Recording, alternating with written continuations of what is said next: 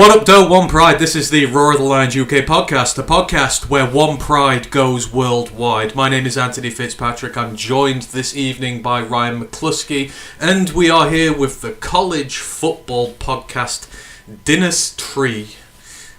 Doing a little bit of a pun title there, sort of mixing the two things on we're doing on the show today. We're going to be talking Dynasty Fantasy Football, the first time we've ever done it, and Ryan, the big breaking news out of college football that everyone was waiting to hear. The Stanford Tree's suspension is over. He's back on Twitter after this big fallout that he had with all the students at Stanford are having with the higher ups there about stamping down on fun and everything. He came out with that big sign at a game saying Stanford hates fun and the guy who does it got suspended, but he's back. The Tree is back. The programme may not be great, but happy days for Stanford fans. Well, we hope so. We'll see what comes of this season. Another rebuild has begun. Another lot of coaching. Hopefully the committee has learned its lesson about trying to fight the fans and trying to compete with them, because it never really works well for anyone. And their their mascot is one of the creepiest and scariest in football. Absolutely hate the outfit. He's terrifying. But the Tree's back. Whoever's inside the Tree will hopefully learn to not push the buttons of the boosters and the higher ups. Yeah, exactly. Hopefully they can come back and at least inject some enthusiasm into the Stanford crowds next year. Because like I say, it's probably going to be a rough one for them. They're probably one of the worst sides in the Power 5 at the minute. I think that would be entirely fair to say with them. But yeah, the Tree is back. Long live the Tree. So yes, this is the College Football Podcast, and as mentioned tonight, we're going to be doing something a little different to what we usually do. Obviously, at the minute in college football land, everything is pretty quiet. We're in spring training season at the moment. All the teams are having their inter-squad scrimmages, as they call them, these things that masquerade for games, and they kind of just glorified workouts. The last football they'll get until the start of the next college football season, and then of course the draft is coming up, so little tidbits here coming out, but nothing really to do. So we had a request from a listener a few weeks back who asked if we'd ever had anything to do with the Dynasty Fantasy Football before, and the answer for me and Ryan is no. Obviously what Dynasty is the longer form of fantasy football that goes on for years and years and years, and then you have rookie drafts every season, so all the guys who are currently in the NFL are already on rosters, and then you draft the new guys for your team of the future. So it's like just being an NFL franchise. You can tear it down, you can tank for good picks, rebuild it up from the bottom, you can trade all your picks away and try and form a dynasty, as they call it. There's so many different ways you can do it, and a listener asked if we'd have a go at doing some rankings for this season, so we thought, well, why not? We're coming to sort of the end of our second season of this college football show now, as we prepare to do all the league previews over the summer. We'll go on hiatus for a little bit, so I thought it's something fun for us to do in the meanwhile. So that's going to be the show today. We're going to go through quarterbacks, running backs, wide receivers, tight ends. Me and Ryan are going to list off our favourite guys, then we're going to try and come to a consensus and create a top 5 board for people who do. And if you do want to take our advice, then fine, but I'm just going to preface this with neither of us have done this before, and we are just going off our gut instinct with college players about what might happen with them, so just putting that out there. But before we do get involved, just want to do all the housekeeping and stuff first, and then shout out everyone who is in the chat with us. So as always, the Roar of the Lions UK Discord, if you want in on that, just let us know. We'll fire you a link over. Really ramping up in there now that the NFL draft is near. The Roar of the Lions UK main Detroit Lions podcast. We've been pretty active lately. Saturday just gone, we did an interview with Dave Burkett from the Detroit Free Press. It's really good. If you've not checked it out yet, please go and do so. It's already become our most watched video ever. The last I checked, it was at about 2,500 views, and we've not had a video go over 1,000 yet, so that's kind of the gravitas that Dave brings to a pod, but it's really good. Go check it out if you've not seen it already. And then yesterday we did our final episode of our NFL Draft Prospects. We looked at quarterbacks. We went on for quite some time, but it was quite fun. So if you want to go and check out some quarterback chatter for the NFL Draft, then please go check out that show as well.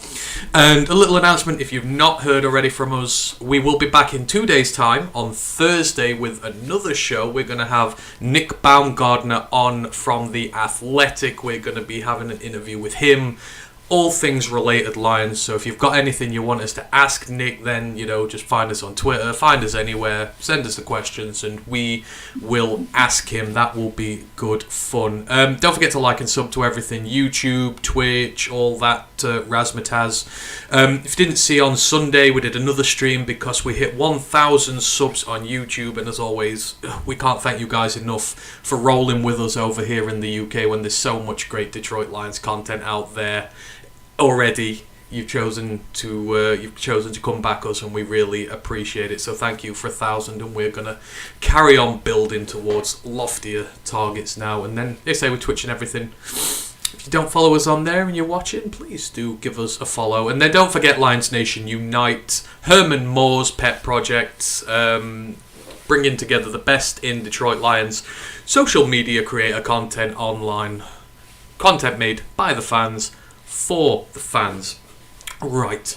Let's get down to business. In fact, no, let's see who's in the chat first. I know there's a few people knocking around. Ash is listening in on Twitch. He says, listening while I build a Lego DB5. Good luck with that, sir. Mike the Marine is in the building as well, as always. Hope you are doing well, Mike. And then in YouTube, we've got a few people knocking around as well. We've got Teardrop Floyd going, waiting patiently here in Mexico. Never heard your college takes. Interested.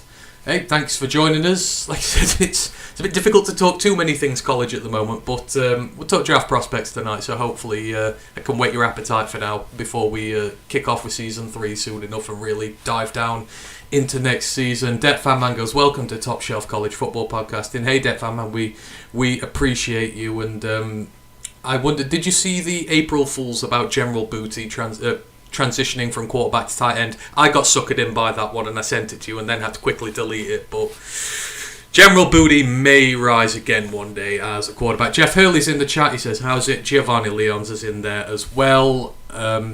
Thank you to you all who have joined us. Jeff goes, a lot will depend with their scoring system, mainly if they use points per catch and a flex player.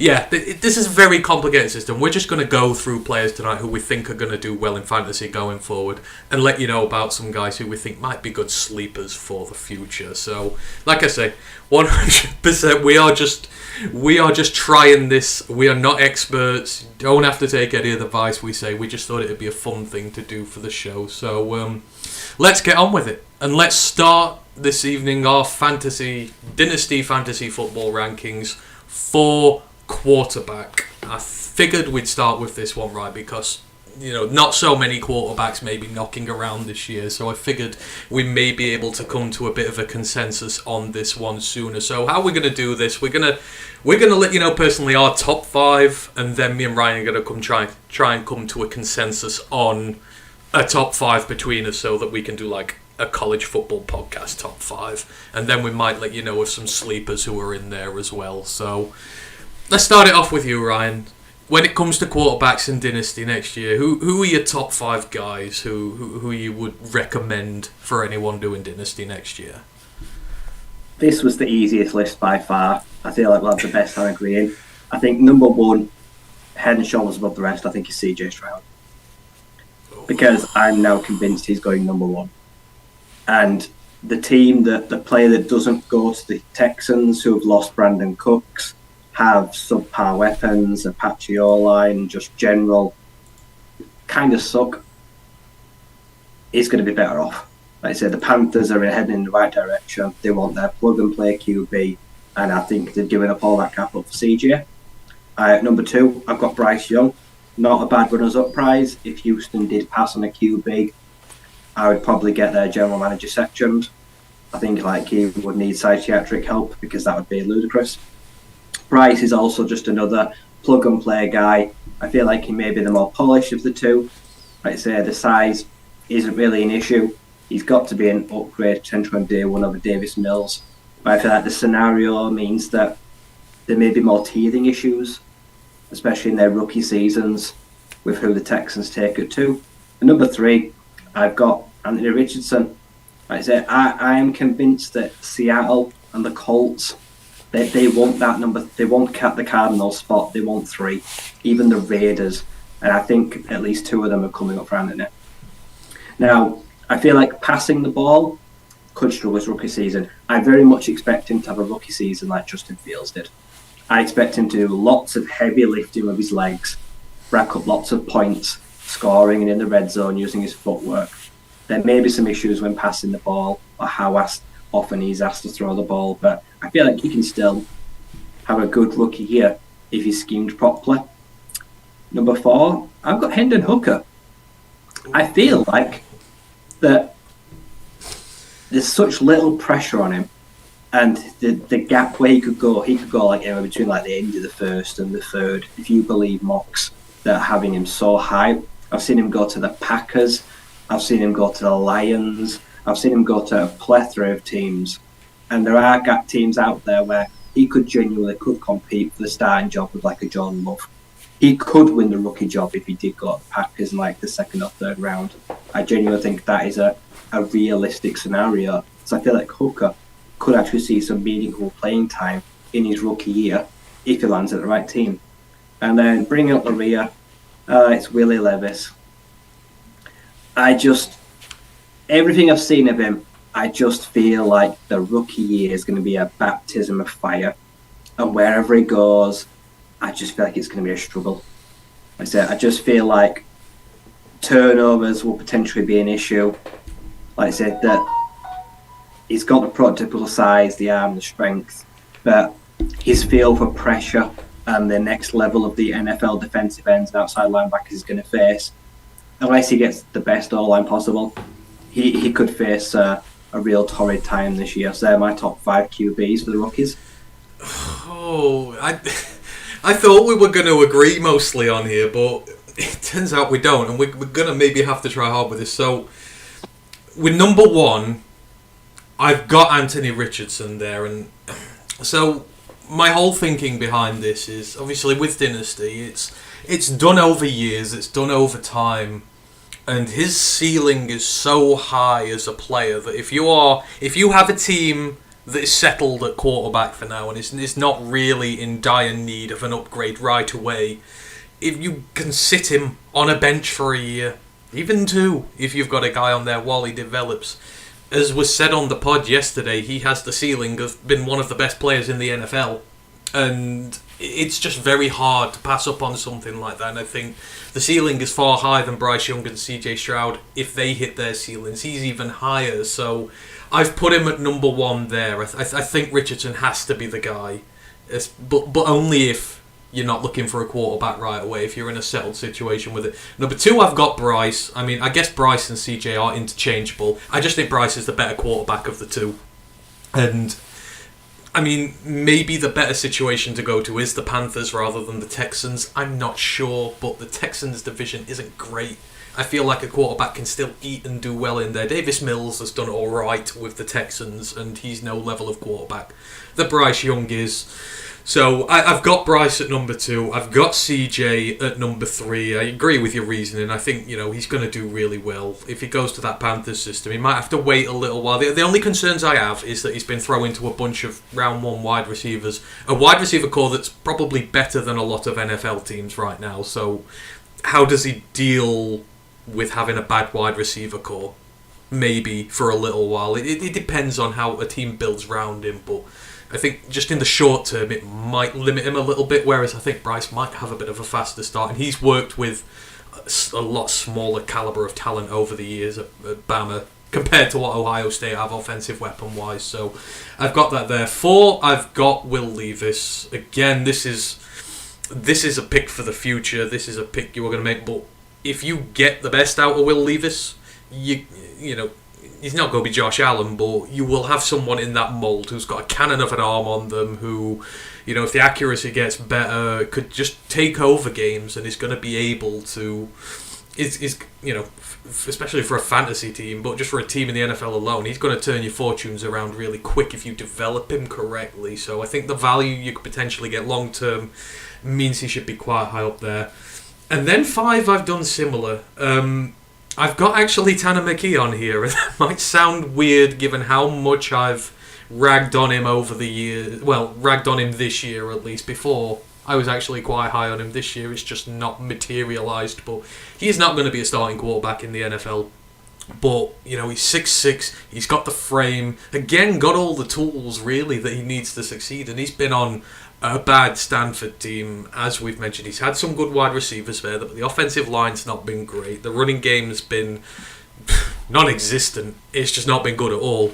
So if you put him in a better team, in a better situation with his tools and develop him right, I just feel like the upside again is there for you if you're going to sit him and then, wanting a quarterback one in the long run and you're not too fussed about getting one now. For me, Tanner is that guy there at 5. So we're a little bit different here. I guess we're going to try and find a top 5 out of these, but I think we may kind of have to stand pat with what we got because we're so different. So, okay, we've got our 2 separate lists there. Rationale them the way we do a little bit differently. So those are the top 5 for us both if you're doing Dynasty there. Now I just want to talk about wild cards maybe a little bit. Guys who, we're saying that could be the next Brock Purdy type, who no one's going to pick, who's no one's really going to go after potentially, and could come good in the right situation in this league. So, is there anyone right outside of the 5 you've mentioned, maybe one of the development guys, etc., who you would, if it was you doing it and you had a spot to stash them because you think if they land in the right situation or the right development, that long-term an investment in them will pay off?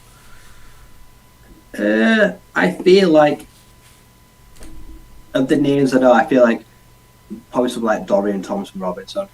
He's probably the kind of guy that if you're going to wait till potentially day 3 and you're going to sit him for 2 years maybe while he hones his skills, he could very well become a starter. He's a long-term project. But if you're looking for a guy that fits the modern game and offers the dual threat, can throw when he scrambles, can throw on the run, can throw across his body when he's running the other way, and can command a pocket, I feel like he's someone you're probably going to get the most value out of, or is the most likely to come good of like day 3 options. Some of the more like other heavy set pocket passers, I just feel like they're a bit outdated. I just feel like their time has kind of come and gone. The Ben Roethlisbergers, the Staffords. And that's why I worry about guys like O'Connell, Shum. Like, will they be able to keep up with the mobility? Do they have the agility for the modern games? Yeah, I like DTR as a long-term player and a good potential, at worst, backup. Yeah, he's top of my list in that regard as well. I think if he finds a correct scheme fit somewhere, because obviously these Dynasty drafts are done before the draft to not give you an advantage, but if DTR was to land in a system that favoured its dual threat quarterbacks, like a Baltimore or something like that, then I think the potential for him is sky high because they build around quarterbacks like that. And you don't necessarily need to fully develop them before you can start playing them and using them. So DTR's there, and I will throw in a few others. So you mentioned Aidan O'Connell. I put Aidan O'Connell in there. If you're looking for a pocket passer and you think, if he landed in the Lions system, I think we were talking about this yesterday, I'm not saying it'd be a smash hit, but it would be a system he would thrive in, or at least he would have the best chance of succeeding in. So if you sent him somewhere like the Patriots or us, someone who like thrive off that play action, they need a more of a pocket passer type guy, then I think Aidan O'Connell would be worth a pick. And I think you'd be able to wait until after the draft because I don't think anyone's going to go out and draft him, but I think he could come in and start and do some damage, if he's required to. So I will put him in there. And then I would just say as a very, very long shot, keep an eye on where Lindsey Scott lands, because dual threat quarterback, you're going to develop him long term. But if he again lands in the correct system or on the right team, that is a long term play that I think that you can afford if you've got some spot spare and you may be looking, down the future for your quarterbacks. So I think outside of that, there's Yeah, I'm with you. I think a lot of these guys, just the day three, the pocket passer types, I think they're going to really struggle, and I don't think we're going to really see that much out of them. But I mean, Brock Purdy happened, so we did not see that one coming, so who on earth knows? Right, let us move it on to the running backs, and I feel like this is going to be very difficult, because when you're profiling dynasty running backs, obviously you want a guy who's going to get a lot of carries. You want that bell cow guy, but you want a guy who's a dual threat as well if you're doing the points per reception leagues, etc. You want a guy who's going to be in the passing game, because if a team gets behind and goes away from its running back, suddenly a bell cow becomes kind of worthless because they don't get plays. So I figure it's really hard to try and rank these. So go first again, Rye, with your running backs. I'm going to be really intrigued to see which way you've gone here, but who would be your top 5 running backs if you were drafting them for a dynasty team this year? So, number 1, I found was the easiest. Like, Bijan Robinson, there's a good chance, like I say, he's going to get taken by someone that's either in win now mode, needs a bell cow, or has got a great offensive line, and he's going to get 150, 225 touches from his rookie year. Touchwood, stays healthy. He's not going to have to compete with many guys for touches, and he can basically do everything.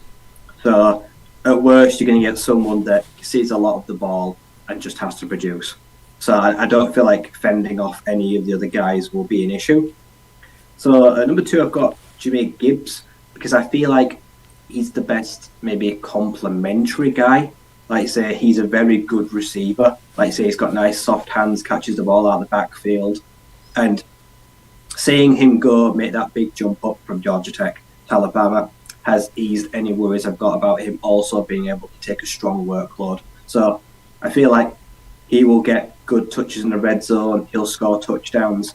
And he shouldn't get too many miles on the clock as well, because he'll probably split carries a bit like a Swift Montgomery system. He isn't going to be asked to do too much, which I think will work in his favour. So at number 3, I've got Juice Vaughn. I've got a riser. I feel like as a long player, like I say, he's going to be a value pick, but over time I feel like he will grow into a role. I feel like he may be the best pass catching back of this. I feel like he can carve out a role for himself where he doesn't have to try run through the formation. He can very much be a bit like a DeAndre Swift, where he needs to bulk up a little bit and protect himself, but splash plays aplenty, I feel like will make him great value, especially if he catches on with a good team that's got an established running back 1. Like I say, it may take 2 or 3 years. It may get minimal impact in the rookie year, but I feel like you probably get him pretty low. So, number 4, I've got Zach Charbonnet. Now, is this low because I worry because I see the upright style, I see the north and south, I think of Derrick Henry, the high highs, but also the low lows. Like say when he gets injuries, Zach Charbonnet, I feel like will maybe miss time. I feel like he will pick up knocks because of his upright running style. He's a bruiser, but he's got the frame. But I feel like the wrong team may try run this kid into the ground. They might give him too much to do. They might not get enough help. So I can't really put him any higher there. And number 5, I've got Devon Atchin. Now, this guy is the Swiss Army knife, so if you're looking for a guy that will probably field punt returns, kick returns, be a receiving weapon, and take some, like maybe wildcat snapbacks, or some good trick plays, or some screens, or some jet sweeps, I feel like this is the most versatile guy of the 5, which probably makes him a potential steal, because he may not get tons of touches, but when he does, I feel like he's someone that could take maximum value with those, and I feel like he could score quite a few touchdowns even in his rookie year when you get him into space, and if a team is biting hard or run heavy, like I say, I feel like he'll be able to be freed up. So this running back class has a lot for everyone, and someone's going to find the right guy to use it the right way. See, we're actually closer on the running backs than we're the quarterbacks, which is surprising to people. Yeah, I've absolutely got Bijan at number 1, because like you say, you're not drafting him in the first round to not take as many reps as he can physically handle. He's an underrated receiver. didn't really use that. They just ran him. So I think that even when you get to third down situations and that, he's going to have value as a pass catcher as well. So, and like you say, he's going to get 20 touches a game, 25 touches a game if he's healthy, and he's just gonna go mad in this league. I don't think there's anything there. Jahmyr Gibbs, I've got at number 2. I fully agree. He's the best receiving back in this draft for me. So that just gives him 3 down versatility there. You know, you'll use him as a runner. Like I say, I don't think he'll get the bell cow workload, but you will maximise him. It's kind of what Alabama did as well. They give him a lot of carries, but they used him as a receiver a lot. They used him all over, and when you've got a diverse weapon like that, a team will use him and they will feed him touches. So I think fully he's going to be there. I've actually got Zach at number 3. Now that I've kind of listened to your rationale a bit, I do understand why you had him a little bit lower, but you know, you kind of watch that UCLA team and how he's played there, and they're a very diverse offense in the way they run. He doesn't just run between the tackles, he runs outside the tackles. He's kind of very diverse in how he plays, so you know, I feel like he can match up well against a lot of defenses he'll come up against, and he will get yardage there, and he's built like a brick. He's had such good production at UCLA. You know, he had to leave a stacked Michigan room. I mean, it just says something about Michigan's running back room when he doesn't get snaps there. Goes to the Pac-12 and absolutely ruins it. So I think Zach's going to have a great career, and I think that in a long career as well. So Zach's number 3 for me. Number 4, so this is where we differentiate, unsurprisingly, because there's that many running backs this year. I've actually got Tyjae Spears here up at this point because I feel we've seen recently the development of Tyjae's receiving side that we didn't realise was there. He's a really good running back in his own right, but there's a deceptively good receiving side to him as well. And I don't think he's going to be he's not going to be a number 1 bell cow running back for someone. I foresee his future being in a rotational system, in like San Francisco's system. A team like that who sort of rotates its running backs round, uses them to create mismatches and that. I think Tyjae's going to fit in a room like that, and I think he's going to get a lot of success going forward. So yeah, it might not be the bell cow cat, might not be right away, but I think over time he will find his niche in the right system, and he will score you a lot of points, and I don't think people are going to be taking him early compared to the other big ones. So I've got Tyjae at 4, and then I've got my guy Israel at 5. If he lands in the right system, Israel, he is a bell cow running back. The receiving is not really there, but you know, outside of Bijan, he's one of the best bell cow running backs in this draft. And he's shown at Pittsburgh. He went from being a rotational guy for a few years to this year where he became the guy and just absolutely rinsed everybody in his way. It's like 1,500 yards, 17 odd touchdowns. He's had a really good year, and I just think, again, I think someone might invest in him as if not an immediate running back one right away, as a future running back one. So I think he might rotate to begin with and then take over a running back room. So I've got Israel in there for me. So Bijan, Jahmyr, Zach Charbonnet, Tyjae Spears, and Israel Abanikanda in that order. Right, wild cards. So we've done our top 5. There are a lot of guys in this running back class. A lot of places you can go. I mean, the first wild card for me, if you're not going to take a running back high and you're wanting to look for one later, is Kenny McIntosh. Simply because, I mean, his size, his ability, he's a low-key really good receiving weapon out of that Georgia backfield. He's not got the mileage on him like James Cook. They don't run their running backs into the ground. I think he needs development going forward until he's really big in a running back room, but he's got both facets to his game. He can run the ball, he can catch the ball. The receiving aspect of his game is so smooth, so clean, so good, that I think a team's going to draft him fairly high. I reckon someone might take a swipe on him a little higher because of what he can be going forward. So you're looking for one, maybe not in the big group there. I think Kenny McIntosh is certainly one you've got to watch out for. Who are you looking at sort of your wild cards, right? Who maybe the longer term guys, or one you might not see right away? For me, I look at Zach Evans. So the best ever TCU recruit in history, the 5-star. everything for him, I think, came a bit too early, too soon. The lack of maturity was kind of visible at his time at the Horned Frogs. Things didn't go too well how he left. But then seeing what he did behind Quinchon Judkins, taking half the carries and still having a pretty phenomenal year for Ole Miss last year, he was still one of the better running backs in the nation. He was a clear running back too. I feel like if he's finally matured and he's able to prove to people that he's ready for all those carries, and I think he could be a future workhorse running back. He's got the build, he's got the speed, he's got the background as well to prove it through high school, through college. I feel like he's a kid that could be destined for greatness. I think his only thing that holds him back is himself. Like I say, if he's able to, just get past the issues, like I say, if he's able to grow up a little bit and he's to be trusted, I feel like he'll be a potential home run. He could be a total sleeper. And I feel like I've seen people say he's like the 8th, 9th best back in this class, but he could be like a top 3 guy. He could be a day 3 pick, but I feel like if you're willing to mentor him for a year or two, then you might see the very best of him in 2.5, 3 years' time. Yeah, no, I fully get behind that. I remember there was a time when we thought he would be the best running back in the class, and he's just held himself back a bit. But yeah, Zach Evans, certainly one if you want to risk your running back room a little bit there. Other guys I've got down, so for me, there are a couple of guys who could be running back ones in this class. They will not be drafted as such, but if injury or opportunity occurs, they could be. So the first would be Mohamed Ibrahim.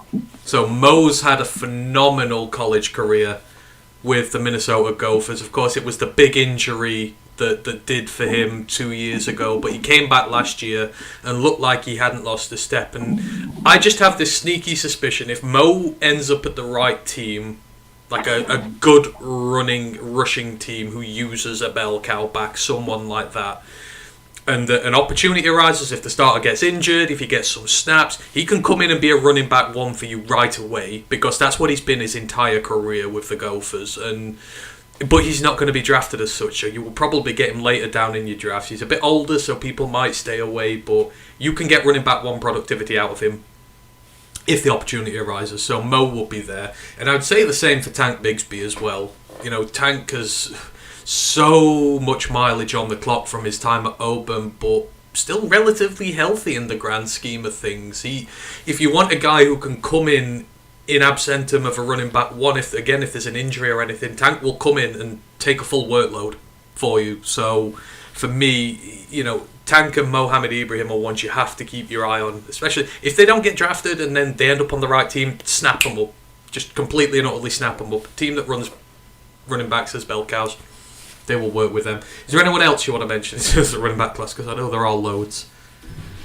If you're going for someone, like say, that is kind of like a new kid on the block, I'd say Kendre Miller. Like I say, coming off a fantastic year himself, kind of came out of nowhere. I feel like this year he's young, but he's very well built. He's got a muscular frame, and he's had a lot of production this year. He's kind of like a hot name because of somewhat recency bias. I feel like he'll probably do pretty well. I feel like he might even get drafted a little bit too high. Like I said, I think the sky's the limit with this kid talent-wise. I just feel like he has to go into the right system and he has to be nurtured because he's still very raw and he's still quite young as well compared to a lot of these guys. So he needs to be managed properly and not rushed or thrown into too much too soon. Yeah, absolutely agreed. Right, let us move on. Let's go to tight ends now, because this tight end class is stacked. It's probably one of the most stacked tight end classes ever, and it's going to be very interesting to see what the line of thinking is here when it comes to drafting them for a fantasy team. So, tight ends, Ryan, who have you gone for with your tight ends? Number one, I couldn't look anywhere else other than Michael Mayer. If you're looking for the finished product of the last 2 years, nearly 20 touchdowns, just safe, solid production, which I feel like is kind of what you want from a tight end. Consistency. They don't have to be that flashy, like say Mark Andrews, Kittle. Like say they're just kind of consistent, but they're always available and they can be the focal point of an offense. And I feel like Michael's shown that for the last 2 years now. You'll get instant potential offensive player of the year talent now. In 5 years' time, you're probably still getting the same level. I don't really see much of a drop-off, which I feel like makes him a consensus number one. Number two, I've got Dalton Kincaid because it's hard to overlook the fact I just think he's a better weapon than Michael. Like I said, I think he's more potentially explosive. He could be more flashy. Like I said, will the blocking be as sound? Will he be an instant starter? Or will he have to take some time rotating? Quite possibly. But I feel like the ceiling is higher with Dalton than it is Michael. But I feel like if I'm picking a player first of all, I want the higher floor, especially at tight end position. Because the tight ends, I'm looking for longevity. Because too many tight ends right now are flashing the pan. I saw a list like last 10 first round tight ends picked, and it's a sorry state of affairs. It's not pretty. I've got Dalton at 2. So at number 3, I have Sam Laporta. Because for me, that's it. Maybe this is just preferential, but I just feel like if you overlook the fact that his blocking needs work, he's just a very solid receiving option. And the way the NFL is going right now, receiving tight ends, I kind of like stall the trade. Like I said, you can try work on them, you can try bring them in early, try work on the blocking. Some will get better, some won't. You can't really improve the catching. They're either a receiver or they are. And that's how I look at Sam. First and foremost, he is a receiver. And I feel like he's going to be great value because he could slide all the way to the 3rd round. So, especially if you play two tight end sets and can have them on the field with someone else, I feel like you get the best benefit out of him.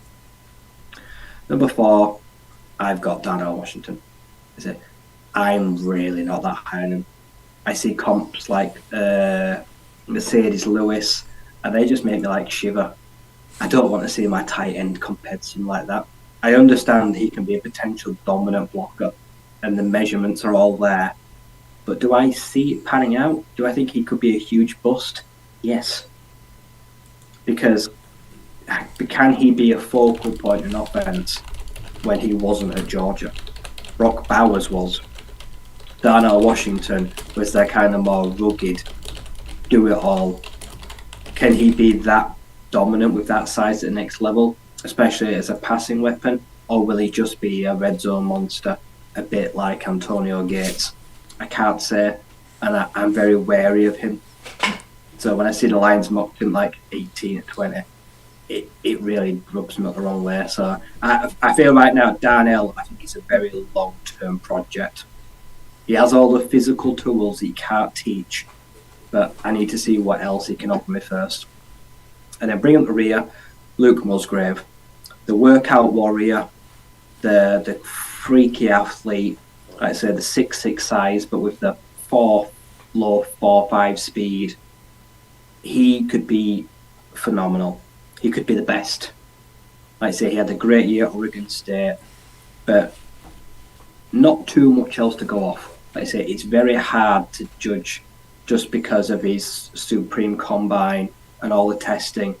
I don't like to get wrapped up in that stuff, but he's kind of won me over. I'm kind of enamoured, but I feel like I've got to keep expectations in check. And I could have put him at 1 or 2 and feel like he's going to be the next Travis Kelce, but that you're just preparing yourself for trouble there. So he has got tons of upside. If Luke goes like day 2, I feel like he could be the best guy of the class. So I feel like he has got real good long-term potential. Yeah, there's a lot to agree with that. I've got the same 5 guys, just in a different order here, and I think I've used some of the reasoning that you've been a bit more wary of, which is absolutely fine. So at number 1, I've actually got Dalton Kincaid at number 1 because I just believe if everyone hits their ceiling out of these guys, like if everyone comes to the best, he will be the best of all 5 of them.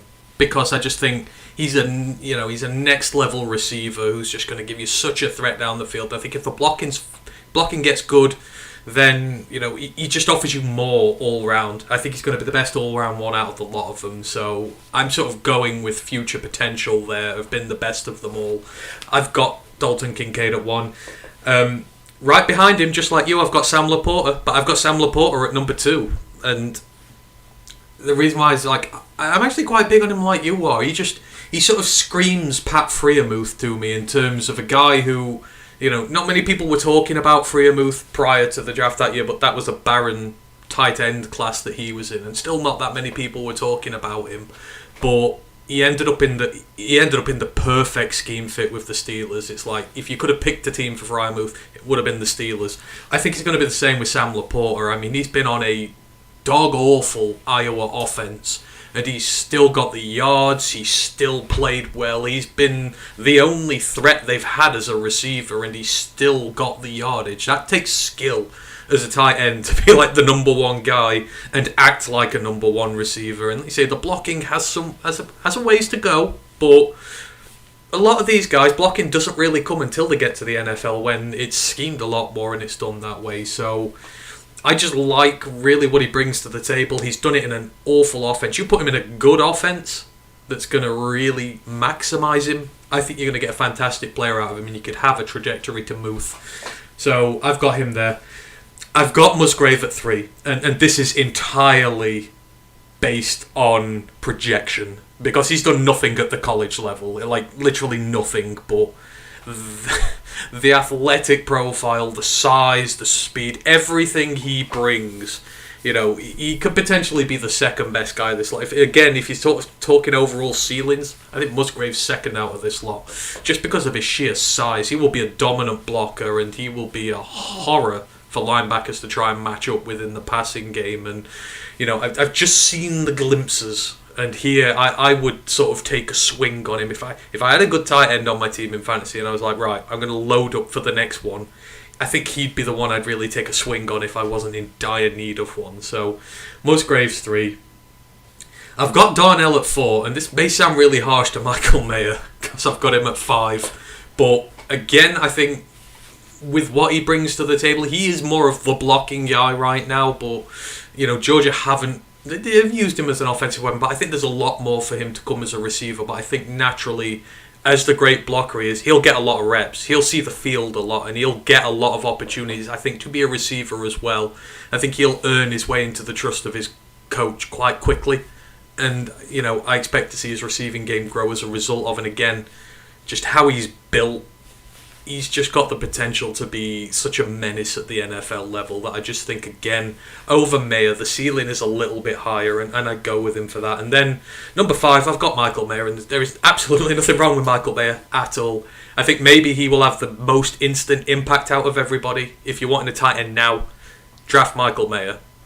But I think in the long run, in 2-3 years' time, when you're looking at it, I think, you know, he's doing well, but this guy's just hit on one of these guys below who came out who just had a lot of potential about him. I think we'd be looking at it like that. So that is the only reason he is down there. But I'd be stoked to get any of these guys, really. I think they're all going to be very successful at the next level, provided they can stay healthy.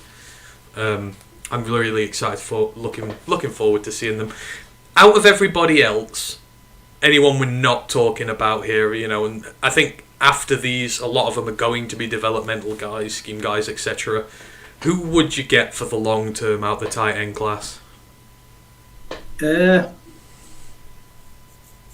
See, I suppose Luke Schoonmaker offers a good balance of blocking and receiving.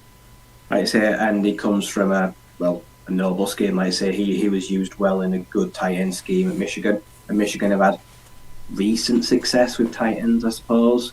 Like I say, got like Jay Booting, guys like to the draft. Struggled after they got there, but they have good foundations at least. If you're talking like a long-term player with a stash like day 3, you probably got like Tucker Kraft from South Dakota State. Like I say, dynamic threat of a weapon at the FCS level against some of the defenses. Can you replicate it against more savvier defenders that know better how to deal with tight ends?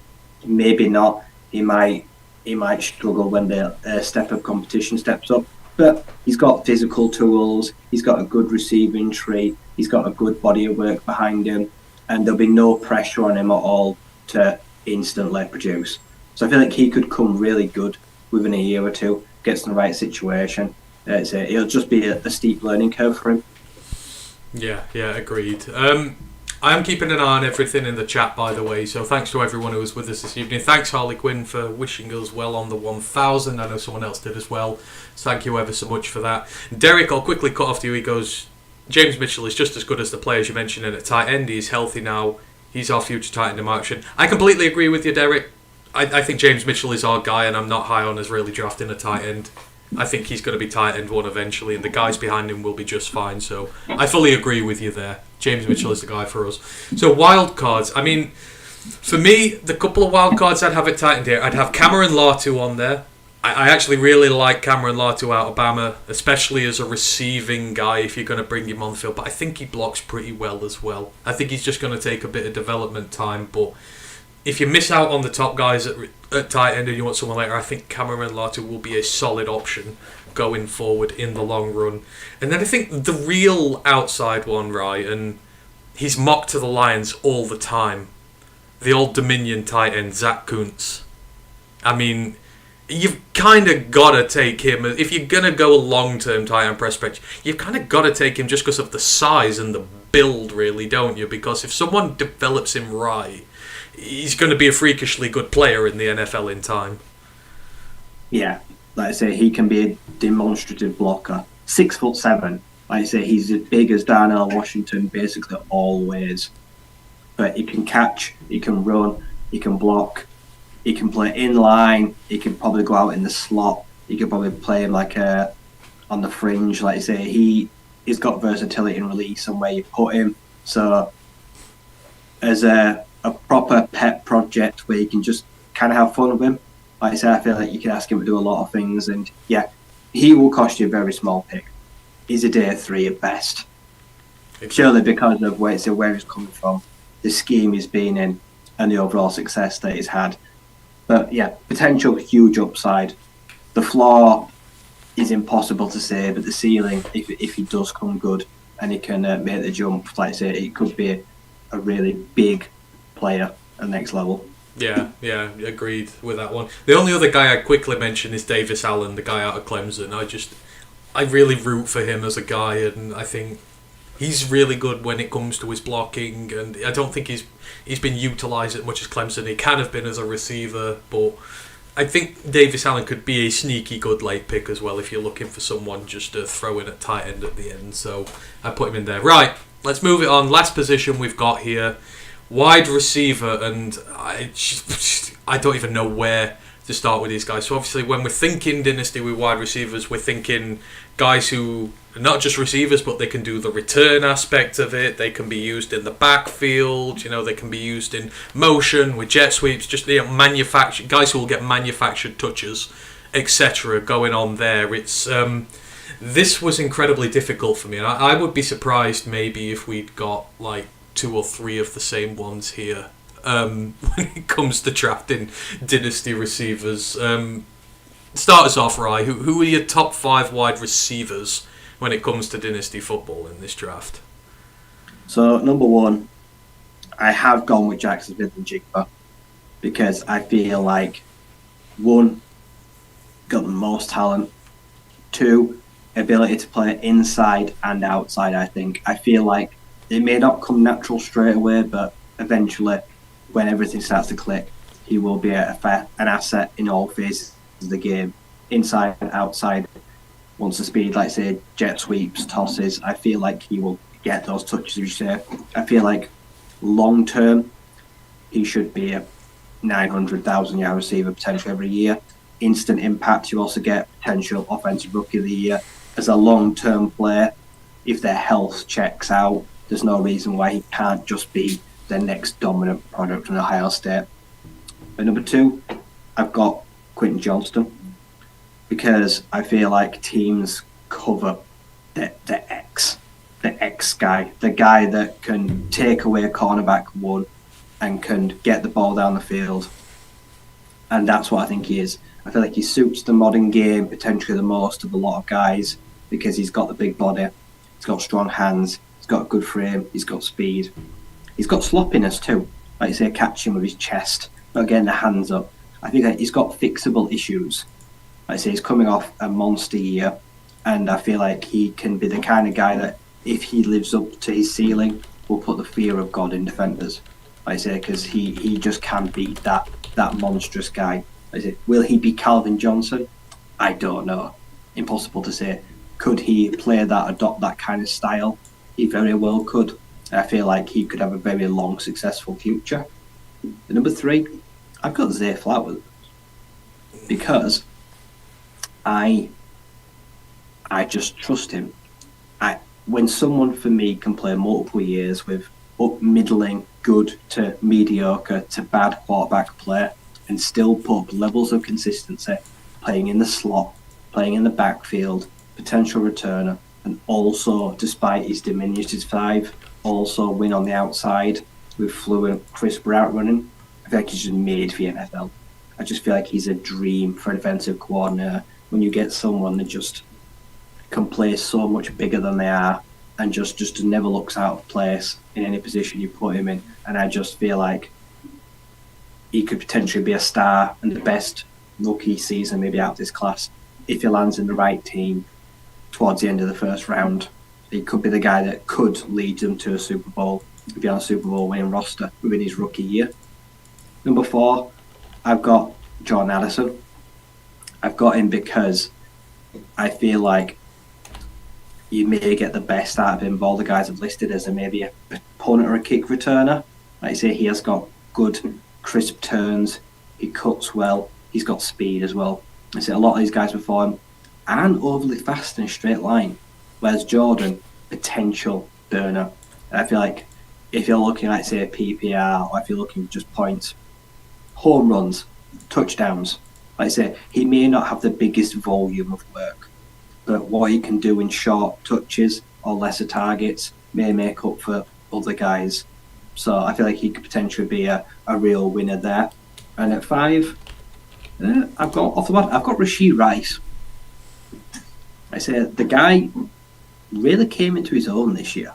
SMU. I say he followed in the footsteps of Danny Gray and Reggie Roberson, but he just looks so much better than them combined this year.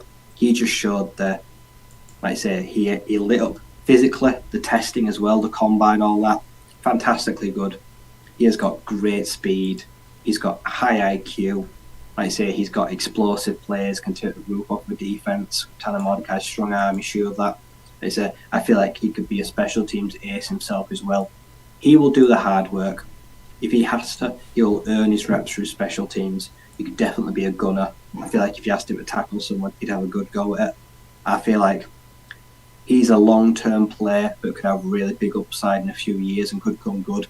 Like the way Tyler Boyd, at the Bengals, started quite slow and years 3 and 4 really coming into his own. I feel like if you showed Rashee that kind of confidence, he will return it in a long-term play. That's interesting. That's quite interesting because we do have a few of the same guys here on this one. I was wondering whether we'd agree with any of these. So when it comes to wide receivers, I've actually not got Quentin on here at all, and considering I actually really like Quentin, I don't know. There's something that I watch him and I just don't know whether it's going to be there. But number 1, I've actually got Jordan Addison as the receiver to go out with number 1, purely because he's had success everywhere he's been on college. First with Pitt, then with USC. He's often been the guy, especially at Pitt, he was the guy, the guy that everyone double-teamed, that put extra pressure on him, that, gave him all that special attention. He was still able to get productivity. Then the move to USC was a big step up for him on big limelight, and he still got production. Again, on a team that's not really... I think Riley's offenses are really good, but he is still kind of the standout guy there. A lot of pressure on him, transferred in, and first year just absolutely rips it up. Still carries on doing well. I just think those guys who get good production everywhere they go, they find a way. They find a way to fit in the system. They find a way to earn the trust of their coach. They find a way to make plays and get touchdowns. And I just think Addison is the safest of the lot of them. And I think he will give you really good receiver numbers going forward. And I think the longevity's been there with him. He's always been fairly healthy. Never really been injury issues, anything like that. So Addison would be the first guy for me there. I've actually got Zay Flowers at number 2. I know you got him at 3, but all that stuff you said about Zay Flowers, I kind of agree with, and it's because team will pick him for scheme fit, right? So someone's going to you're picking him, especially in the first round, you're picking him that high because you've got an offensive scheme that needs a player like him and only him. So he's going to get touches manufactured for him. They're going to be plays where it's going to be on him. I think he's going to get a high volume of them. And just like you say, maybe undersized, maybe diminutive, but the speed, the route running, is just all that stuff that gets him the separation he needs so he doesn't have to compete. And I think he'll be put in a scheme where he's designed to succeed. And, I think he's going to be a real hit, especially in his formative years. I think he'll hit the ground running really quickly. So, yeah, I'm all up on Zay Flowers there. Number 3, and you may disagree with this one here, but I think he's sneaky going to be good at the next level. I've got Xavier Hutchinson. I feel like Xavier he's been on a bad team. He's been on a bad offense as well. He had Brock Purdy throw into him last year, but it's not been good this year. And again, he was finalist for the Biletnikov. He's got that strength on the outside that you want. Maybe he doesn't get the separation that you'd like, but he's got the strength. He's got the contested catch ability. He's just a guy who's going to go out and make plays. And, he's going to be a guy who's going to go out there. He's going to be a blocking guy. Again, I think a coach is going to love him. They're going to give him lots of snaps to go out there and do his thing. So I think maybe not right away, but I think as a long-term, reliable, consistent option at wide receiver, I think Xavier Hutchinson's really going to do it. Really going to do it going forward. At 4, I've got JSN. Then I've got Smith-Njigba there. And for me, one, he's coming off the injury with the hamstring. People are worried about that. And, it's not good for a receiver if the hamstring's pinged. But the only other issue I have with him, he's a really good receiver, do not get me wrong. But he's always been an offense where he's got Marvin Harrison with him. He's had Chris Olave with him. He's had Garrett Wilson with him. He's never had to undergo the pressure that a true wide receiver 1 does of having men doubled up on him, having all that extra attention given to him, the spotlight of being the guy. Because when you've got those four wide receivers lining up, who the hell do you devote your extra time and attention to? I need to see him adapt to being a true wide receiver 1 who has all the pressure put on him and all the attention, and can he still keep making the plays when he does? He probably could. But, the guys I've got above him are the guys who've they've done it. They've still been really good receivers at college level in spite of, a lot of opposition attention on them. They've still carried on doing it. So that's the only reason he's down there. It's nothing against him. And number 5, this may come out of left field. I don't know. And it's not really someone I'd looked at a great deal going into this process. But I've got Marvin Mims on there from Oklahoma. I think Marvin's been a very steady presence on that team for a long time, but I also think his potential's not even been close to being unlocked there. I just kind of like his entire skill set overall. I think you can use him outside, you can use him inside. You go on a receiver needy team who needs sort of a guy who can sort of move around and fill a lot of holes for you. Again, will probably get a lot of touches in the process. Marvin Mims is that guy for me, and I could be regretting that one, but I do think there's something there with him. I don't think we've seen the best of Marvin Mims, and I still think he's a really good receiver already, and I think there's a ton of room for growth going forward, so I've got Marvin there at 5. Right, there's a ton of receivers in this class. We've mentioned some of the good ones, but there's so much development talent going forward. To finish it off, who's the guy who maybe doesn't do it right away, or is not going to get drafted high but might do it quicker? Who would be your sleepers at receiver? I think, if you'd have asked me a week ago, I'd have probably said someone like Cedric Tillman, but I feel like suddenly a lot of people are talking about him. So I'm going to say Jadon Hazelwood. Like, if you're talking like an elite high school kid, he was a super high recruit coming in at college. And do you know what, in his early years, he really struggled, didn't he? Like you say, until he got to Arkansas and had a fairly good year this year. So the tape from coming out of college probably doesn't do him justice. Like you say, he's got speed, he's got good size, he's like 6'2", good hands, a good pedigree. What he did in the last few years probably will see him slide. Like I say, because the college, it wasn't great. Like at Oklahoma, it just didn't work out for him. It just were not a match made in heaven. So for those two reasons, he's probably going to fall. But I feel like he could still very much just live up to potential. He could work his way in as a wide receiver 4 or 5. He will do what he needs to. And then within a year or two, wide receiver 2, wide receiver 3, and it could be a good, strong rotational piece in an offense. May never be a world beater, but where you take him, I don't think he'll ever need to be. Like I say, he'll kind of be a guy that will always kind of find work and will always be at some point kept in an offense. Like I say, because the player's there, we've just never seen it. It's just never really materialised, and he could just be a late bloomer. He's a bit older. I feel like if everything just clicks, it just could come out of left field completely. There's a lot of people who know you follow Wake Forest on here, because we get asked this all the time, but A.T. Perry's name has been mentioned. Is he one that you might, fantasy-wise, he might take a little bit of time, but he'll get there? Or he could score tons of touchdowns, yeah. He was a touchdown machine in the last 2 years. I say, a lot of stuff needs work, but deep ball and red zone, that don't need any work. Plays it like a point guard, like he's in the NBA. Massive 6'5" frame, good arms, long, knows how to play defenders, especially at the goal line. He'll scoop up 5-6 touchdowns his rookie year easily, and he might not do much else. But yeah, like I say, if you're looking for purely consistent scoring, you could probably get it from him sooner than a lot of guys. I reckon you'll get him in round 3. Yeah, I mean, it's going to be so difficult with a wide receiver class. I mean, we've not even mentioned guys like Josh Downs. I mean, we love Josh Downs, but we've just not even been able to find room for him in here.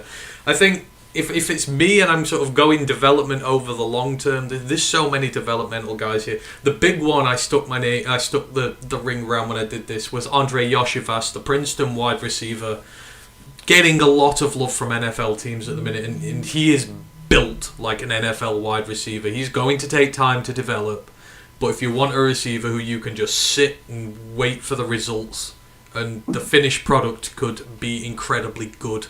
So Andre Yoshivas would be one there. Obviously there's my guy Puka on there as well. Puka Nacua at BYU. Going to take time, but as an outside receiver we'll get there eventually. Ryan mentioned Rashee Rice in his... Was Rashee on your top 5? Yeah, I had him 5th. Yeah, so you got Rashee there, and then you've got other guys. You've got Gavin Stanford. I was just about to say him, Michael Wilson. Yeah, you got Michael Wilson. I think he's like he could be a sneaky good one this year. If he lands in the right group, he could be sneaky good this year. But you're taking a hell of a risk on him. But the potential upside for it is really big. Tank. I mean, I feel like Tank. Looking for a weapon or a gadget, I'd say Tank Dell's probably the kind of go-to. Yeah. Yeah, if you're looking for a guy who's going to maybe do some returning, like have a special teams input as well as a receiving input, then Tank could do it as well. So, I mean, yeah, it was very difficult. So I've just gone entirely on personal projections here and see. So yeah, that's about it all. Those are our dynasty rankings: quarterbacks, running backs, tight ends, wide receivers.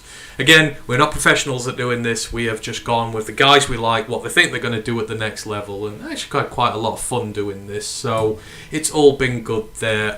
If anyone's got any questions they want to ask us, because that's kind of the show today. It's a rare short one for us, but as I said, the college football season is way gone now. We're in spring scrimmages, and it's all draft at the minute, so it's a little difficult to do lots of college related stuff. So get your questions in now and we will answer them. I know we've had some already, so I know Mike's asked us some on Twitch, so let me go back through the chat there and find them. Ash says I want to have a Dynasty Roar of the Lions League, but I know no one else wants it. It's just a lot of time. Trying to do all this research for it has been such a pain in the neck. So Mike asks, so we've got to do draft questions now. So are we drafting a replacement quarterback or a backup in this draft? Well, kind of did the quarterback show yesterday, but Rye, are we drafting a replacement for Goff, a backup for him? What do you think we're doing? If the right person falls to 6, his replacement will be taken. If they don't, then they'll probably put it off a year and just try and get an upside backup. They'll just gamble on like Hooker or McKee. Like I say, next year, if next year we need a starter and we're not in play for one, we probably might regret not taking one this year. Like I say, because I know who the names are next year, but we're not going to be anywhere near bad enough to get them. So if Richardson or Levis is there at 6, I think they take him. I think they take them. I don't think they trade back.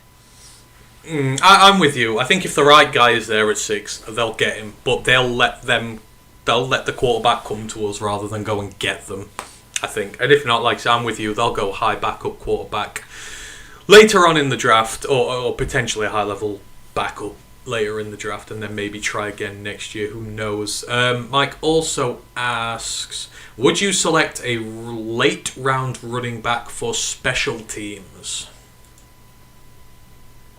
I'd take a running back anyway, yeah. We definitely need a running back on day 2 or 3. I don't see Swift getting a second contract. Not unless he has a phenomenal year. Unless he blows out the park, I don't see him being aligned in 2024. So, yep, a special team returner and a potential passing running back, because it looks like we've now got our running back 1 for the next 2 or 3 years. Yeah, I'm just trying to think who would be the late special teams guy who you're going after there. I mean, I don't know who's later on at this moment in time. Does Tucker do it? I don't think Tucker plays special teams. I think a lot of these guys, I'm not sure if they're special teams versed or not. I would take a late round running back. If we didn't get one though, I'm with Rye. I'd take a running back regardless. If he can do special teams, great. If not, then it doesn't really matter to me. I think Dwayne McBride at 5'9" can play special teams. Yeah, absolutely. He's not too big. And he's like the hot name on Lions fans' lips at the minute. I see Dwayne, like for those Lions fans who don't want a running back on day 1 and 2, or like early on day 2. Like, Dwayne McBride seems to be the fullback guy that everybody's going for at the minute. I don't know if there's a reason for it, but, you know, they could potentially be. But, yeah, we'd take a running back late on. If he's got special teams upside, fine, but you're going to take a running back anyhow. What else did we say on there? Were there any others? No, he asked about 80. Very Deuce Vaughn, Mike suggests for that. I mean, I don't know. Where do you reckon Juice is going to go in this draft? I feel like he's going to go higher than people predict. So a lot of people say day 3, but I think he could potentially go higher. I think day 2. I don't think you'll get him on day 3. No, I agree with you there. Let me just have a look, see if there were any questions in here. I know there were in YouTube. Will Bradholm, Derek Biddleman asks, he asked right at the very start of the show. Thanks for the question, Derek. Sorry, it took a while to get to, but we wanted to do the Dynasty stuff first. Will Brad Holmes take an O-lineman within the first 4 picks? Yes. We've had 4 top 30 visits with guards, and we've only visited like 12 players. So a third of them have been O-line.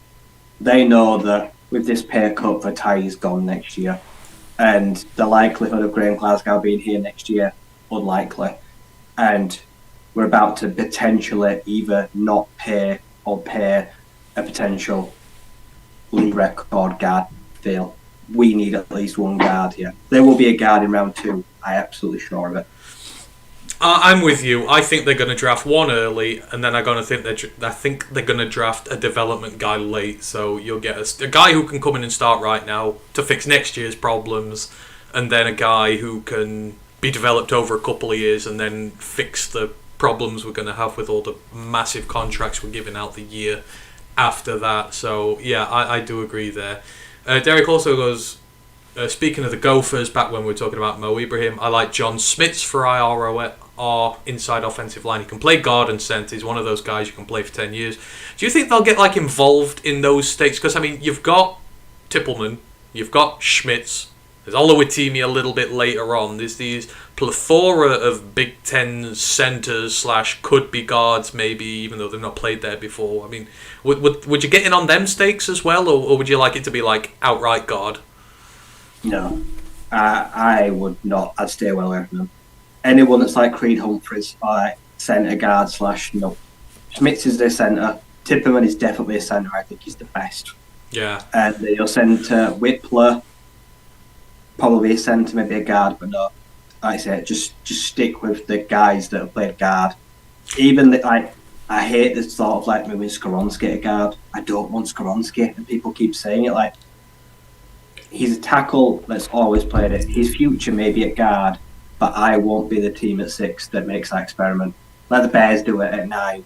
I think Skoronski will go to the Bears potentially. They can try and move him. I know the Bears fans we know are smitten with Paris Johnson, so I'm kind of hoping the Raiders take him just to like spite their face and don't go quarterback with them. But yeah, I agree. Like, I know they say these guys can play a lot of interior, but Schmitz has never taken a snap outside of centre. I'm pretty sure Tipperman hasn't. I know Olowatimi damn well hasn't. I know they can do it, but I would rather go with the actual guard themselves, because that gap at right guard is so critical for us. We can't put a guy in there who's like doing it for the first time. You've got to take it seriously. So he's a great player, don't get me wrong. If you need a centre this year, this is the draft for you. You've got to get a high level caliber starter right off the bat. It's crazy, but yeah, I'm with you. I don't think they're one for us. John Doe asked, do you need a linebacker, certified middle linebacker, put Anceloni on the left or right side? Are you expecting us to be in the middle linebacker conversation? I fully am. I'm expecting, or at least be in the linebacker conversation. I don't care what Riz or anyone like that says, who will just never take one early. I think this will be the year that they do invest in one, because we've got 5 picks in the top 80, and there's some really good guys there. I think we will. What do you reckon? I think we need to.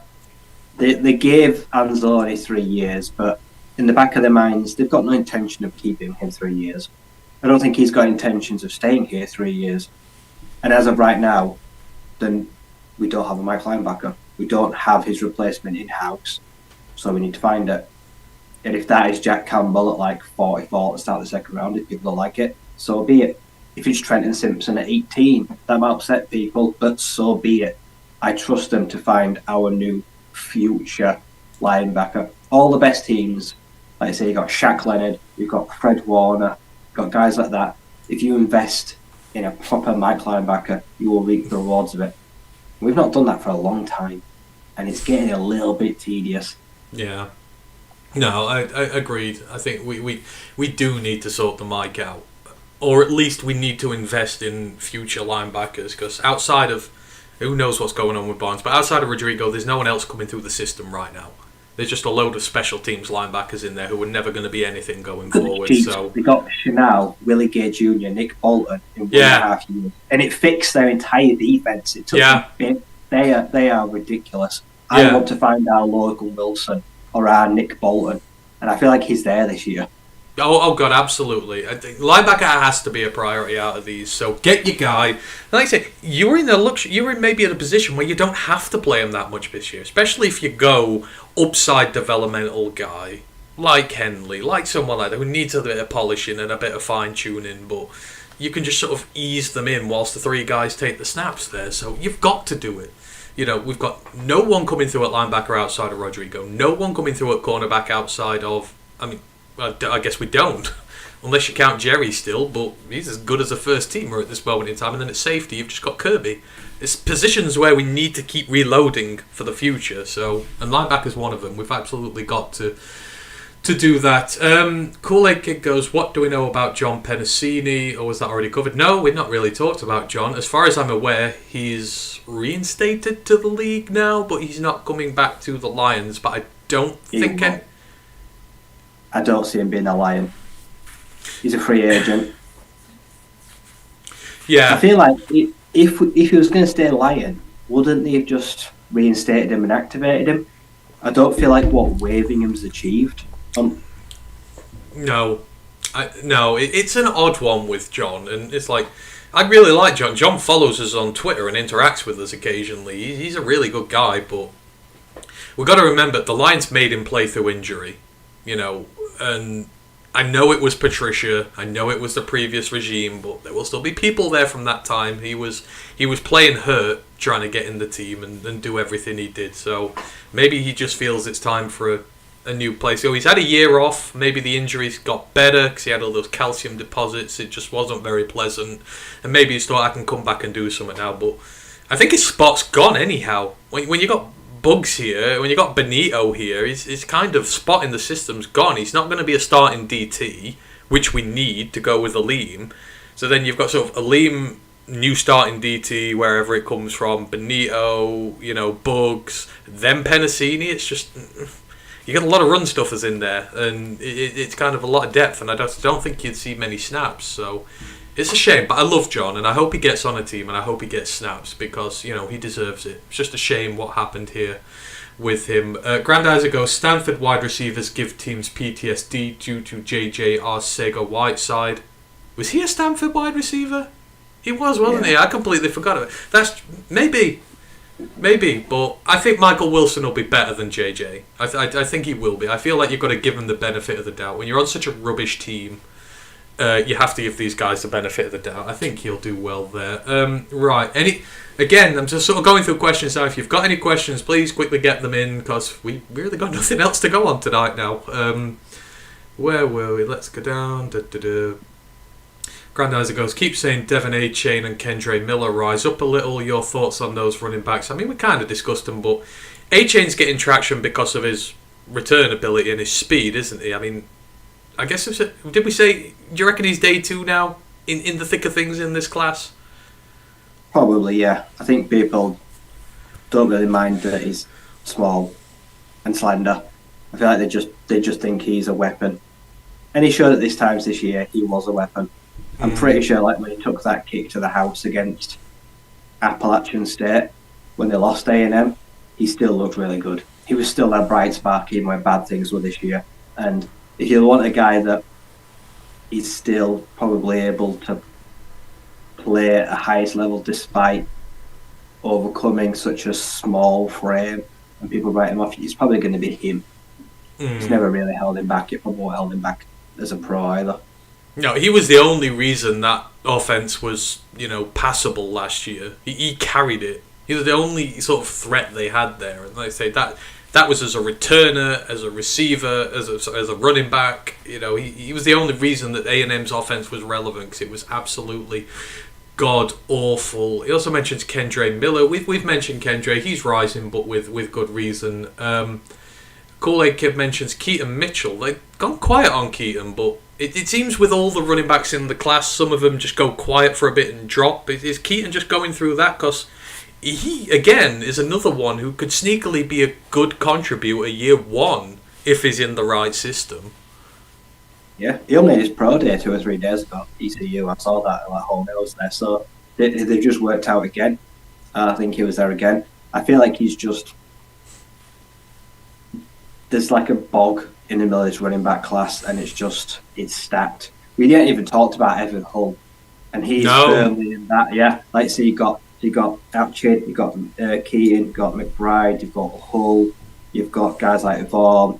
They're just stuck in this mire, like in the mud in the middle, and it's impossible to separate themselves from one another. No. You'll just from this, like I said, middle of the second to like the 4th, 5th round, you'll just see all of them come off the board. Within 2 rounds, most of these will be gone between 2 and 4. Oh, absolutely. And Evan Hull has sort of the benefit that he plays out the wild card as well. So more touches for a running back if you can play out the wild card, maybe slinger through few throws, which he did at Northwestern. That kind of gives him out of versatility. It's like the adage of trees growing in a forest. They're all really good. They're all trying to grow at the same time, and some of them will just rise above the others and get all the. This will be what it is with these. Like you said, there's this big middle pool of guys, and 2 and 3 of them will rise to absolute prominence, and we'll be thinking, how did we miss them? When in reality, it's just there's so much talent. It's all about where they land and how they get used, and how situations work out. Sometimes it's completely by accident. It's an injury. It's a trade, whatever, and these guys just get really good. So, yeah, it's crazy. Grandizer goes, have we had the fullbacks, kickers, punters, and long snappers now yet? No, we have not. I don't think there are 5 long snappers in this draft. I'm pretty sure there's not 7 punters in this draft. There's Bryce Barringer and the guy from Rutgers, and kickers and fullbacks. I don't think there's 8 full. In fact, I think there is 8. I think Pro Football Network got 8 fullbacks, but they were really, really reaching for that. So maybe we'll see. Det Fan Man goes, one day Raw Lions UK will understand that linebackers simply don't matter. No linebackers till day 3 forever. We will fight that narrative forever, Det Fan Man, before we give into it. Rise to the linebackers in day 1 and day 2. 100%. Granddad goes, I want a pure centre for the Dolphins. Oh, well, this is a great year for you. Go for it. You got about 5 from the Big Ten alone, so have fun with that. Kool-Aid Kid goes, Detroit Lions on the prowl said the Lions waived the rights to Penasini and that he's unretired. Yeah, that's the case. He's going to another team. He's not coming back to us. So he's unretired. We don't have his rights. He can go anywhere he wants. We'll see what happens with that. Grandaz mentions Elijah Higgins from Stanford. Yeah, he is absolutely there as well. Derek asks, will Brad Holmes move up to get Will Anderson or back to gain more draft capital? Which is more likely, move up or move back? I mean, we discussed this a bit, but my preference is to move up for Will Anderson and just go nuts with it. But I don't know, what's your preference? Forward or backward? I'd rather we go up, but I feel like it's more likely we move back. That's fair. I don't know. I just feel like when Brad's presented with a good player, he'll go and get the good player. It's like Penny could have traded that pick, didn't. Aiden could have traded the pick, didn't. I don't know. It's a weird one. I feel like we're more likely to trade up from 18 for another guy if we're gonna go down that route. That just seems to be the thing that Brad does. But yeah, I'd be up for Will. Just put loads of studs on your defense. We've got a good young core now, so we can just afford the luxury of going out there and getting the best players we can and just building a super team in the long run with them. So I'd 100% do that. There it goes. Every long snapper that plays for the Lions has to wear Don Mulback's jersey. Yeah, he's the best. There will never be anyone better than him. Ash correctly points out there's 2 long snappers in this draft, Robert Soderholm, and then there's a guy from a G5 Florida school. So yeah, unfortunately, we can't do any more there.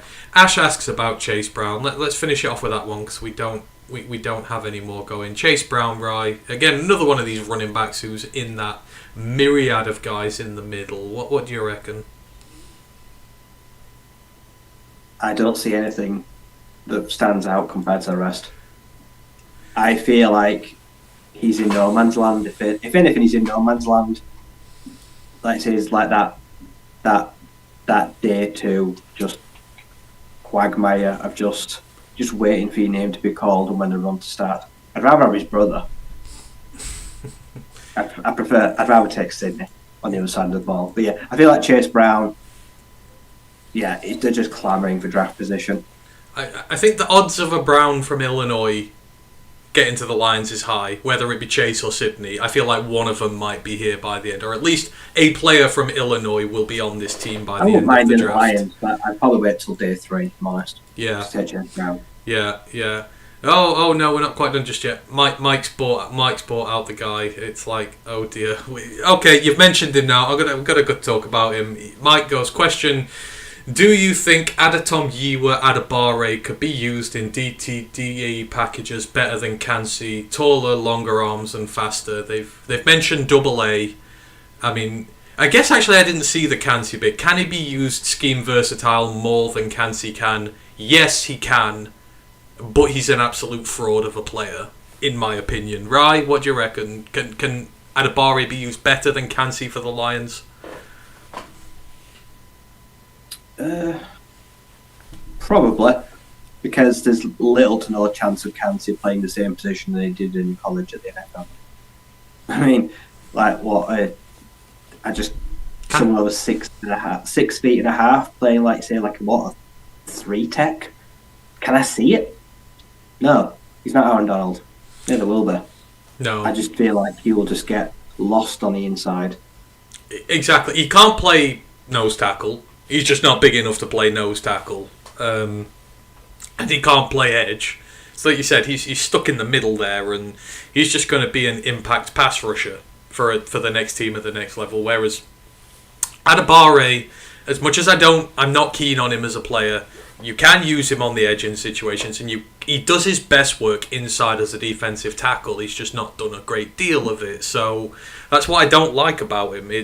He's not going to be an edge at the next level, a pure edge, which is what he's been in college, and he's just not done enough at D tackle for me to give up such a big pick for him. So, but if it's down to the two, we'll get Adetomiwa later on in the second round, whereas Kansi will have to give up 6 or 18. So for value purposes and scheme purposes, flexibility-wise, I'd choose Adetomiwa. But outside of that, no, I don't really want to go anywhere near them. I think it was Riz had his article the other day that said the Lions didn't want to go near Kansi either, so I'm not sure there. Ash goes, potentially it's a risk. At least you know what you're getting with Kansi, and it's not like Kansi was bad. He had 92 PFF grade. Yeah, he did. He did. I mean, Kansi had a really good year. I'm not saying he's not had a good year. It's just at the next level, what can he be? He's not going to be a nose tackle. You ain't going to be using him as a nose. You ain't going to use him to stuff the run in the middle there. You're going to use him to pass rush. That is what you're going to use him for. And outside of that, where at least with Adebawore, you can develop him over time to maybe do both. But I don't think he has it. But I take the lesser of two evils in that case. There's a few others. Grandizer goes, a player profile vid I watched was Manasseh Mose, the centre from North Texas. Yeah, I can't tell you much there, Grand. There's a lot of good centres in this draft. I'd just go for one of the better centres. Really, honestly. And North Texas, they were good this year. And I think we talked about him a little while back during the season, but I could be wrong. But I think you've got much better choices to have there. Giovanni goes, I got one. Will the Lions be that much better with Anderson and or Carter? Ooh. Who would they be better with? If you could have a choice of them both and you installed both of them individually into this defence, which defence would be better? It's quite interesting.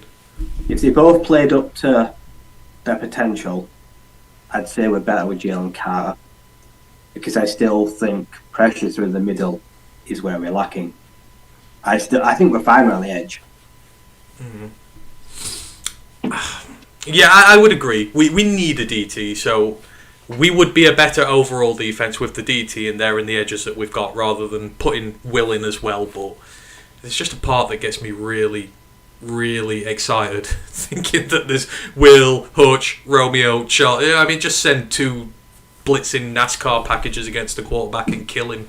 That'd just be the way to go with that one. Derek goes, prediction, we trade with the Vikings during the draft and fleece them again, lol. I mean, we may. I don't really know where they're picking, but Brad has traded with division rivals quite frequently now, so I wouldn't put it past him to do it. I wouldn't put it past him to do it again. Kool-Aid Kid goes, Minnesota trades up to get the next Christian Ponder. That is hilarious. That would be funny. No, if you want the bad Florida State quarterback, you've got to wait till next year to do that. No, I'm joking. I'm sorry, Ash. I just had to get that in there. Kool-Aid Kid goes, after they chose Teddy Bridgewater and Aiden. Derek goes, out of our free agents, who has the most impact? Quickly, and then we'll probably leave it at that. The ones we've signed so far. Emmanuel Mosley.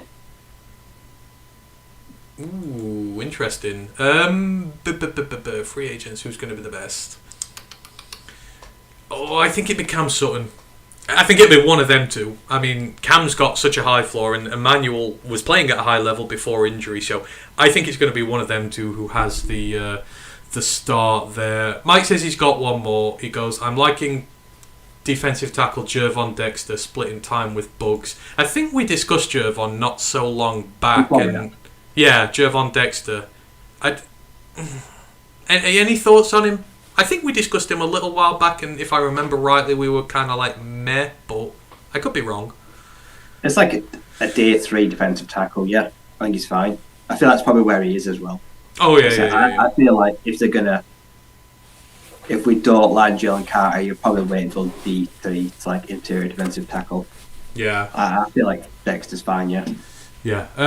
I've got a few more. We'll get through these quick. Grandize at 12 goes, would you be upset if Holmes decides to trade down, get more capital, and drafts HBCU prospects like Aubrey Miller or Isaiah Land in the 3rd or 4th? I mean, would you be upset if he traded back and got one of those guys? I wouldn't be. I think there's a lot of talent to be had at HBCUs this year. No, they're two great guys. I think Isaiah Land, he's a very interesting prospect. Like I said, he's got the size, he's got the length, he's got versatility, and you saw what they did with Houston. Probably try the same things with him too. So I feel like Land will potentially be a really good rotational piece. And if you don't want to spend high on Land, then you can go later on Andrew Farmer as well. I mean, he's got BJ Thompson. I still expect us to get one of these kind of small school guys. Yeah, BJ Thompson's the guy to watch grand out of Stephen F. Austin. His draft capital's been going through the roof recently. Det Fanman goes, second chance. Sorry, you'd already asked this. I missed the official Roar Lines UK reaction to the Vikings' failure to scoop up David Montgomery. Any words on Monty choosing Detroit over Minnesota? My words, he's got good taste. What do you reckon to Monty choosing us over Minnie, Rye? Makes sense. Who's he going to beat out? Swift or try and beat out Cook and or Madison? He knows where the snaps are. They're in Detroit. It's a crowded running back room because they also took Ty Chandler, Minnesota. They've also got Kenny Nwangwu. Their running back room is very expensive already, and it's got too many guys in it. He was never going to go to Minnesota. No, like I say, he's going to be one here. He's or 1A at best. You know, he might have a 1B with him, but he's going to be the guy. So, yeah, he's made the right choice. He's joining the upcoming team, not the stagnant team. So it's just indicative of how far Detroit has come. Under Patricia, no player would have made that decision. Derek quickly goes, with all the cap space we have, will the Lions take one more swing at a top free agent? Do you think they're done, or do you think there's one more guy potentially left? I'd say there's one left, but it won't be after the draft. I don't think we do. I don't think anyone now, apart from OBJ before the draft, maybe like the Jets or the Ravens, I don't think any big player left now will sign before the draft, because teams right now they're going to reevaluate their needs in May. Of course they are. Everyone's gone after the top targets. Now the second phase is get your draft guys, and then the third phase is teams they're running out of cap space. They need to save for the draft class. Yeah, they're like, we've not got this guy. What's left on the free agent market? That's what they'll be like after. So yeah, they're done for now, and then I think they'll do something after, and they'll have to do something after because there's no three cut down rule anymore, is there, during camp? So you can't pick off the good free agents getting released from teams as the rosters gets. It's just one cut now from 90 to 53. So you can't even wait for those levels of cuts to start happening. So you've got to do it after the draft. Otherwise, you just risk missing out big time. Right, I think we will leave it at that. Giovanni goes best beer ever. Now end it. You know that's just that's just going to create arguments there. We're all going to think something different. Me and Ryan are Northern guys. We'll have different answers to the rest of the guys on the crew. It's the UK, so yeah, it's hard to compete. Like I say, we can't compare with their beers. So absolutely. Derek goes, great show, guys. I'm glad I could be alive. Hey, Derek, we are very grateful that you could be here with us. Thanks for all the questions and all the interaction. I appreciate it. Thank you to everyone who's joined us on Twitch. Thank you to everyone who's joined us on YouTube. Me and Ryan will be back again next week with the college show. As said, we've got about 3 shows left now, a couple before the draft and one after, and then we'll go on our little hiatus while we sort out all the league previews for next year, which take a metric ton of work to get done. So next week we're hoping to do a Mac draft show with some of our friends from our Discord chat. I need to get on with Junie about that, but we're going to take a look in depth at some of the Mac guys, so potential sleepers in the draft, and of course Carl Brooks from Bowling Green as well. Everyone wants to hear about him, and we've not really chatted about him in terms of edge guys and potential there, so that should be good fun there. As said, for the main Detroit Lions podcast that we do. We are back in 2 days' time on Thursday. We are talking to Nick Baumgardner from The Athletic. He's been on the show with us before, but not for a few years, just like Dave the other day. So it's going to be good to get to catch up with him again. So please, if you've got any questions for Nick, leave them on our Twitter, leave them anywhere, and we will get them sorted for you. So that's it in terms of next shows. Just remains for me to thank again Ryan for joining me on the show this evening, for all of you who have joined us in the chat. You can find us all over the internet, so on Twitch, Twitter, YouTube, just type in Roar of the Lions UK. We are becoming a big enough deal now that when you actually type it in, we are the first search result that comes back, as opposed to the old days when you typed it in and you couldn't find us for love nor money. We are the first hit. So any of your socials, just type in Roar of the Lions UK, you will find us. And thank you ever so much for your support as always. We love and appreciate you all, and we shall see you on Thursday. Until then, just remains me to say, one pride.